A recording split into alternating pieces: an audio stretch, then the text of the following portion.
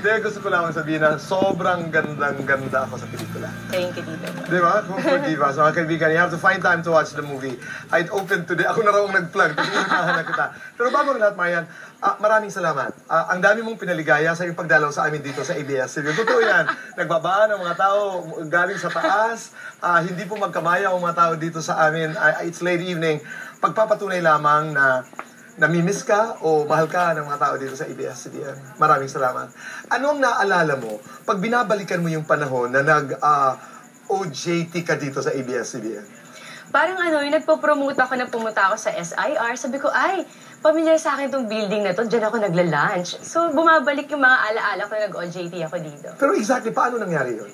Dahil sa school namin, kumbaga, binibigyan kami ng mga task na, ikaw sa ABS ka, dito ka. So, nagkataon yung binigay sa akin, ABS. Saan dito sa ABS? Sa HR. HR. So, siyempre, naglalakad ka sa mga pasilyo, dito, may mga palabas. Sino-sino yung mga artista na nakikita mo? Christine Hermosa.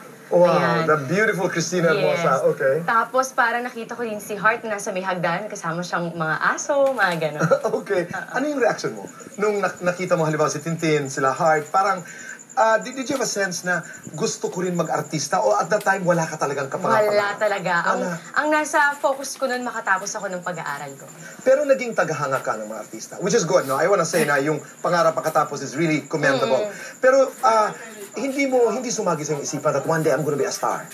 Hindi talaga eh. Kahit pag-aartista, hindi ko rin naisip. Ano yung talagang gusto mo? Gusto ko lang makatapos ako ng college ko o kaya maging teacher o kaya sa school, mga SPED.